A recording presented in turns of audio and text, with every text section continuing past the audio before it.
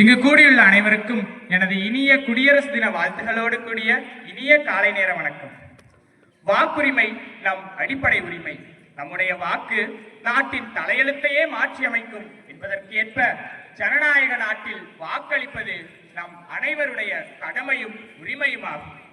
வாக்காளர்களாகிய நாம் வாக்கின் முக்கியத்துவத்தை எந்த அளவிற்கு உணர்ந்திருக்கிறோம் என்பதை பற்றி சிந்திக்கும் தினமாகவே நம்மால் ஜனவரி 25ஆம் தேதியை, அதாவது நேற்றைய தினத்தை கருத வேண்டி இருக்கின்றது.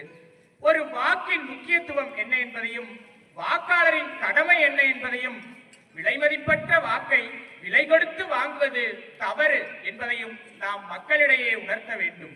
உலகில் மிக பெரிய ஜனநாயக நாடுகளில் ஒன்று நம்முடைய இந்தியா. மக்களால் மக்களுக்காக மக்களே நடத்தும் ஆட்சிதான் மக்களாட்சி.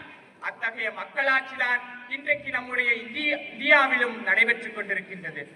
கையூட்டு பெறாமல் நாம் தகுதியான நபருக்கு வாக்களிக்க வேண்டும்.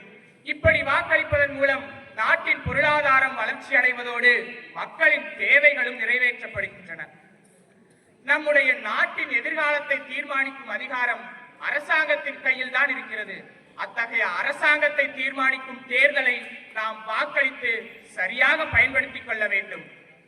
வீட்டின் பாதுகாப்பு பூட்டு, அதே போல நம்முடைய நாட்டின் பாதுகாப்பு ஓட்டு என்பது போல ஒரு ஓட்டு நாட்டின் தலையெழுத்தையே மாற்றி அமைக்கும்.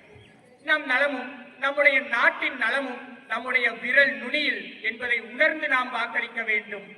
பொதுவாக ஒரு குறிப்பிட்ட வாக்காளரிடம் சென்று நீங்கள் யாருக்கு வாக்களிப்பீர்கள் என்று கேட்டால் அவர்கள் ஒரு குறிப்பிட்ட கட்சியின் பெயரை சொல்லி நாங்கள் அந்த கட்சிக்குத்தான் வாக்களிப்போம், பரம்பரையாக நாங்கள் அவர்களுக்குத்தான் வாக்களிப்போம் என்று கூறுவார்கள்.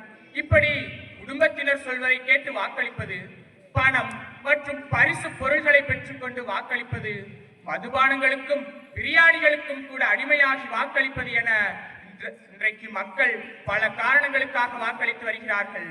இந்த அவல நிலையானது அனைவருக்கும் வருத்தம் அளிக்கும் வகையில் இருக்கின்றது. இந்த நிலையானது தொடர்ந்தால் எதிர்காலத்தில் மக்களாட்சி என்ற ஒற்றை வார்த்தைக்கு அர்த்தமில்லாமல் போய்விடும்.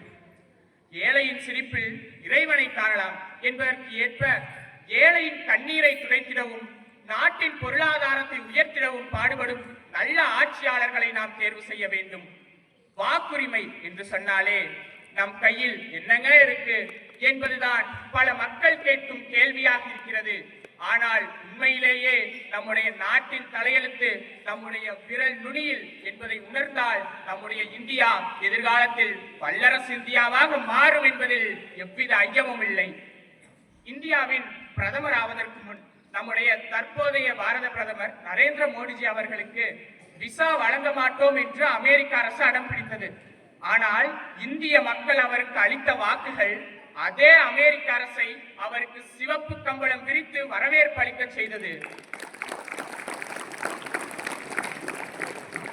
இதற்கு காரணம் மக்கள் அவருக்கு அளித்த வாக்குகள்.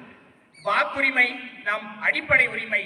வாக்குச்சீட்டை நிறுத்த மாட்டோம், ஜனநாயகம் காப்போம். சாதி மத இன பாகுபாடு கடந்து மக்களாட்சி தத்துவத்தை நிலைநிறுத்துவோம். பணநாயகம் நீங்கி ஜனநாயகம் தலைக்கட்டும். ஜெய் ஹிந்த். நன்றி.